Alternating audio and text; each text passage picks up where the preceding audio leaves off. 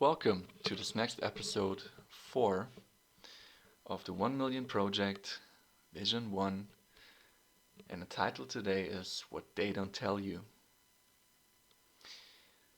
And I'm happy to talk about this because it took me a lot of time to understand this, because back in the day when I started, nobody really taught this.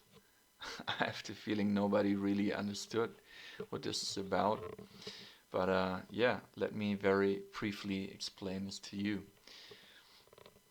So, first of all, today we're talking about Forex and other markets.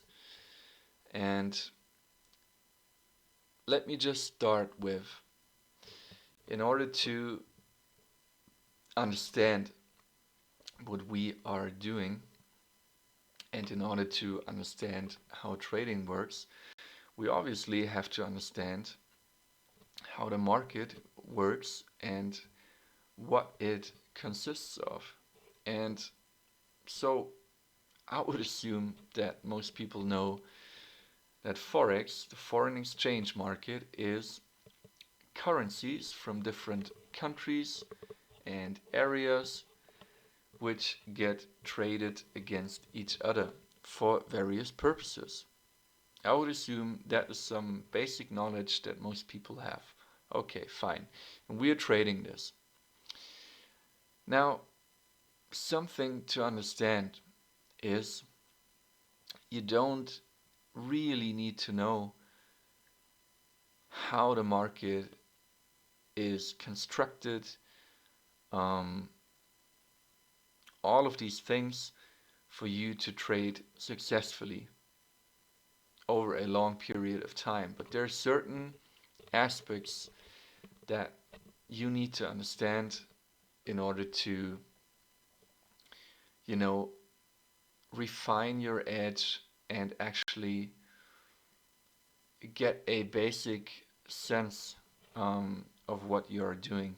And I'm a big supporter and friend of, in any profession that you're doing, you should be motivated enough to learn more than you have to. Because the more you know, the more you understand, the more you can do, the more you can refine, the better you can act when certain things happen. Just knowledge is power, and everybody being lazy in today's society is an idiot, because it doesn't pay to be lazy. I mean, even if you are very disciplined, a lazy disciplined person could be better than the other way around, but nevertheless, I'm a friend of knowing more. Knowledge is power, and you can then apply it to whatever you do, and you have an advantage. You can gain an edge over other people. And now, in Forex, the thing you need to understand is you are meaningless. It doesn't matter if you make 1K, 10K, a million. You are meaningless. You're not even a small fish. You are dirt sitting on the ground, getting washed up when big whales swim by you. And all you can do is follow these big whales. And why is that? Well, this is because the market is working that way. You are participating in something which you don't understand, and that's the problem.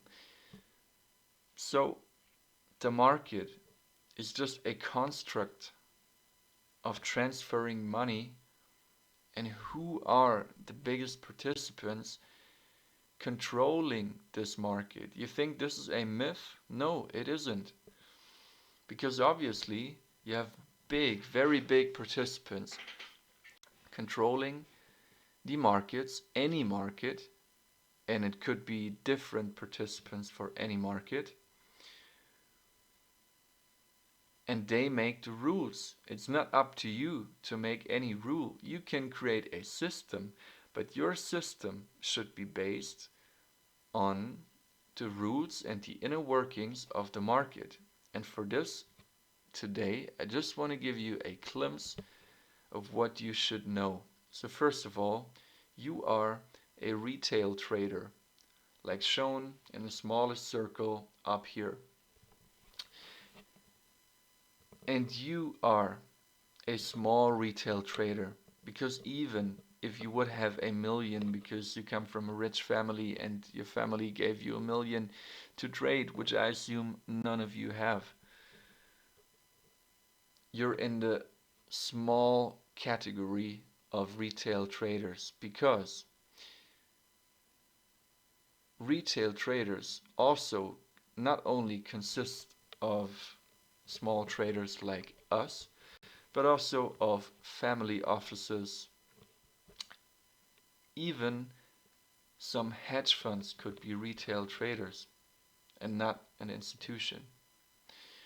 So, yeah, you're pretty small, you're pretty meaningless.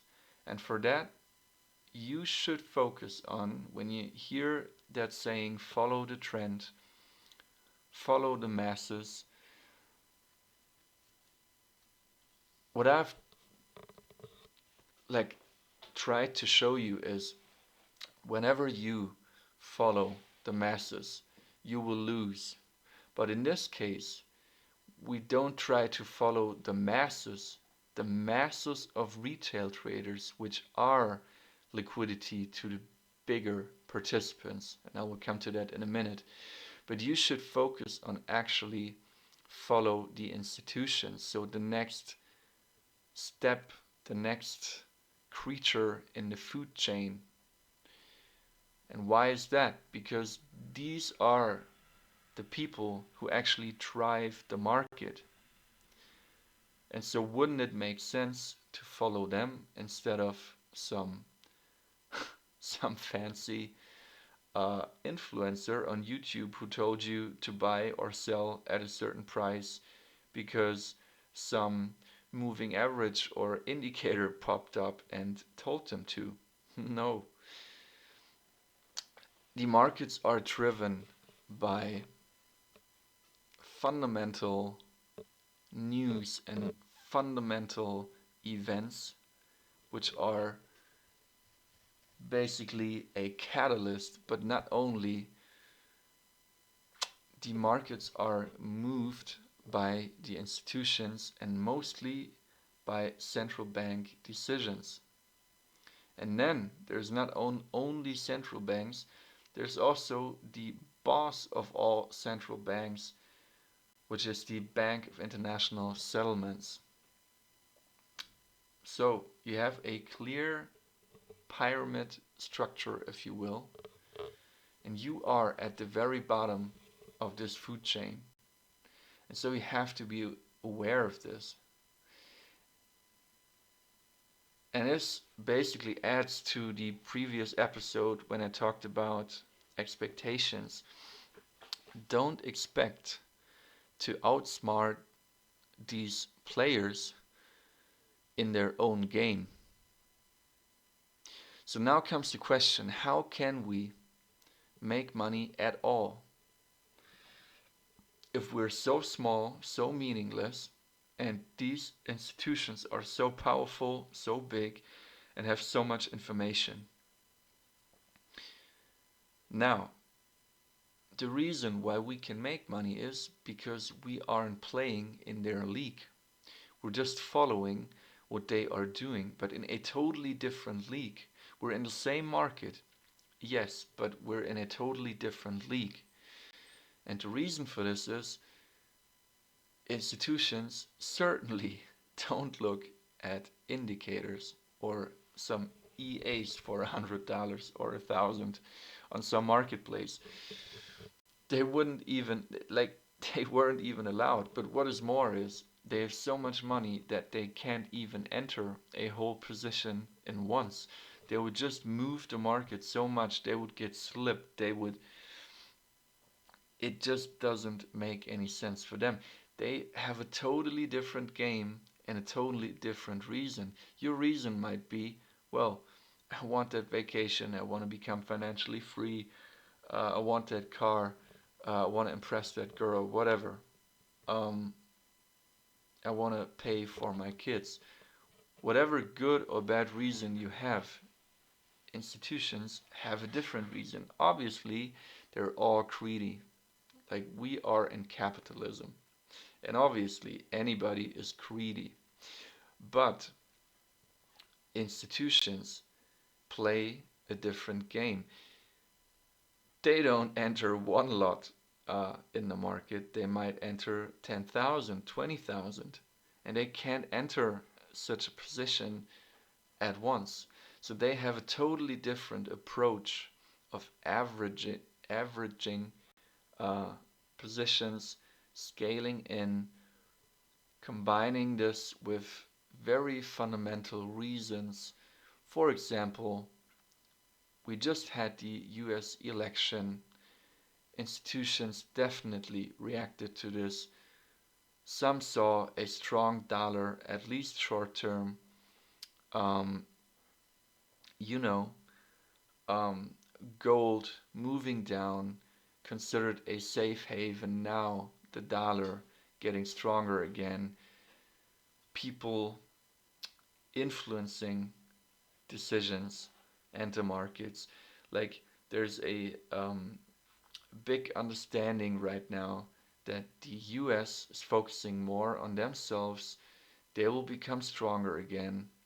Trump said, "Make America great again." He means protectionism, focusing on the own economy. Things like this. Institutions must react to this. And it's very, very complex, this whole framework. So it's for a reason why people have to study this for years.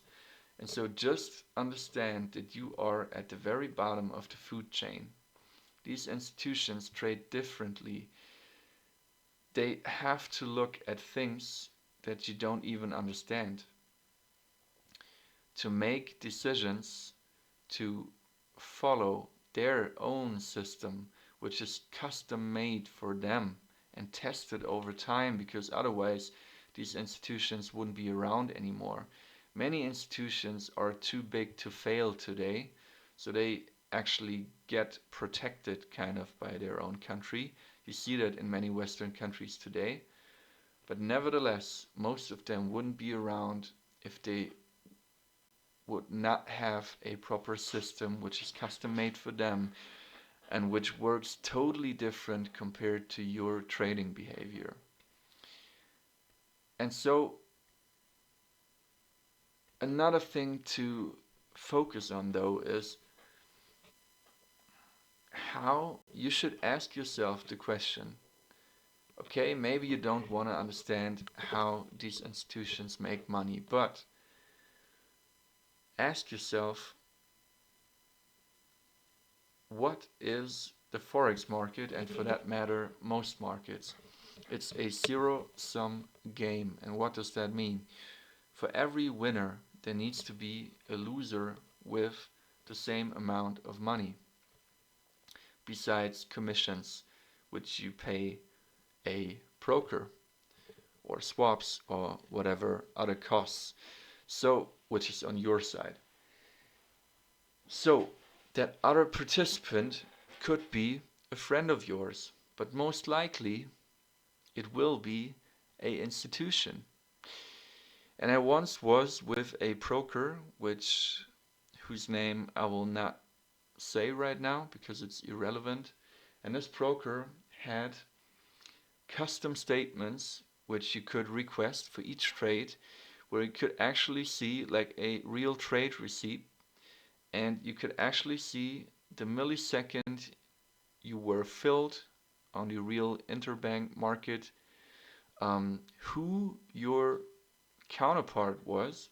So essentially, who you won or lost um, money from or to. And for example, when I would enter a trade, like let's say one lot Euro USD, whatever, um, then, for example, my counterpart was Citibank or Goldman Sachs or whatever liquidity provider was on the other hand and had the best conditions in this millisecond to fill my order. And so these institutions are on the other side. Why? Because they are 95% of the daily volume. That's why. And so 90 to 95% of all retail traders will lose their money over time. And then obviously there's the 90 rule, like in the first 90 days, 90% of all retail traders will lose 90% of their capital or even all of their capital. And that might be true. But nevertheless, these institutions are on the other side of your trade. That's why you can trade. And retail traders tend to focus mostly on the stuff that is very irrelevant in the bigger picture. So retail traders get told, use an indicator, use a moving average, use whatever. Yeah, as I said before, you can basically trade most of all strategies and make them work even with indicators. It comes down to your personality and mindset and risk management and an edge and a good risk to reward ratio for most people. But you have to understand that you are trading against institutions in the shadows. They also, which not many people know of, they're so-called dark pools. You can do some research on this. You should actually, because you don't even see in a decentralized market. Forex is decentralized. It's not centralized like the futures market, which is why many shady things are happening. But nevertheless, it's the whole world. In this decentralized market, many things are going on which are not fair and which you have to be aware of. But in the end of the day, you have to create and find your own strategy that suits your own needs and is made for a retail environment. Because at the end of the day, I don't need to have all this information, all this overflow, which would overcomplicate things, because we are trading differently than institutions. So I hope I made that clear. So what also comes down to this is certain things you will learn over time, which is, for example, why is it that news trading is so risky? It is because institutions, before a big news event, are mostly getting flat, meaning they are, for example, hedging if they want to stay in positions for a long time, or they might exit a position completely if it fulfilled its target, or if it fulfills their needs and their strategy. So these are things you just have to be aware of. So meaning liquidity is getting thinner. This is why spreads are widening, because less institutions are ready to take your order at a certain price, because they themselves don't know in many cases what is about to happen, and that is risky. And this is what many institutions can't handle or don't want, or which doesn't suit their needs for trading. So this is just another thing to keep in mind. Like, it's funny when your average influencer tells you, yeah, go in 50% risk, I don't know, before NFP or CPI. In the end of the day, nobody really knows what's happening, what will happen. Only a few big players who drive the market. And so, again, we're not in the position to make big claims and play big boss. We're not. So we have to follow, and this means when things like this, basic things like this come up, you just have to respect it and respect that this is just how the markets work. You're not in the position to change that, so you have to adapt, you have to apply that, and you have to stick to the rules. Yeah, that's basically it for this episode. I just wanted to make sure that you understand that we are in a very different position, and I will give many, many hints of what I have learned from my experience over the years. Like I've already told you about the news. I can tell you many, many more things. Like, for example, brokers work different than what you think. With most brokers, you have a conflict of interest. Then there's another problem. In the EU and many, many places like Australia and so on, they decreased leverage in the so-called interest of the people, which is stupid because, yeah, most people lose money, but you will also never have the chance of making a lot of money if you don't have leverage. And so they basically just took that away from you, the regulators. So that's another thing to note, which drives people. It doesn't stop people from trading with big leverage. It just drives them to areas in the world where huge leverage is still allowed. And that oftentimes means that you basically deposit your money to a broker overseas or, in some shady place, unregulated, and they then basically can run away with your money. But if you stick to your like home broker,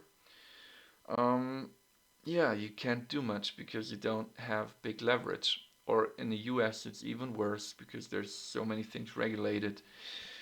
Yeah, that's just another aspect of trading. So overall, you have to find your niche, you have to find your market.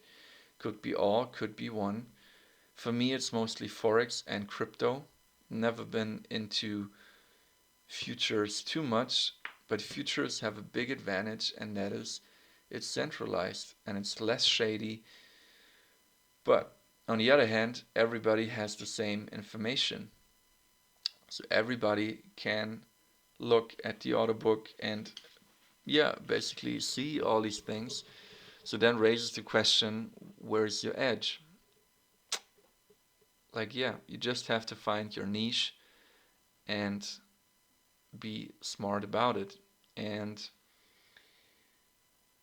also with institutions, um,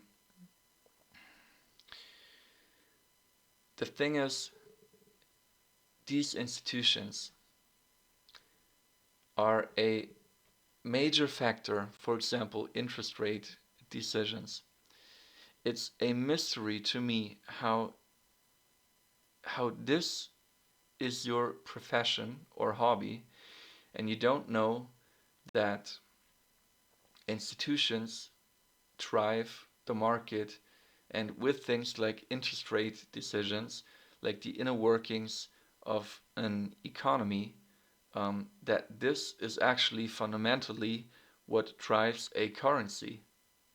And also, right now, it is a mystery to me how people could not care or understand that, for example, an US election has a massive influence over the markets because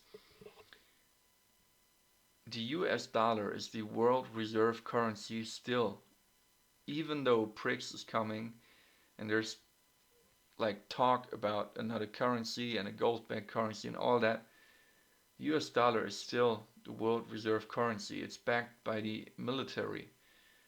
And you should know about these things. And you should know that about the biggest economies, the US, China, Germany, Japan, and how the economies get driven by certain factors, like how trade war is impacting an economy, how the green movement has an impact on the economy, um, and all these things. How COVID had a big impact on the economy. Like you should read about these things and actually like get a basic understanding. I have a basic understanding of how these things drive the markets, and I trust certain people and get my knowledge from them who studied this, who are the best in their field, um, who actually make predictions based on data. And you should also implement more data into your trading. That goes for backtesting, forward testing, that goes for creating and refining your strategy. There must be a reason, a statistical and logical reason, because an emotional reason is not a good one. It must be quantifiable, and like just do yourself a favor and make this as professional as it can be. And this has nothing to do with social media, showing a win, showing a loss. You're doing this for yourself, not for a crowd. So keep these things in mind and basically learn about this and learn as much as you can do. For me, it never stops. The learning never stops. Like every week, I read something new. I try to listen to some expert, to some economist, to study more about the inner workings. I don't know, there are many good places. Like even social media isn't all bad. Like on X, you can find many, many valuable things. On YouTube, you can. There, there's a lot going on which you should take advantage of. Okay, I hope that helped.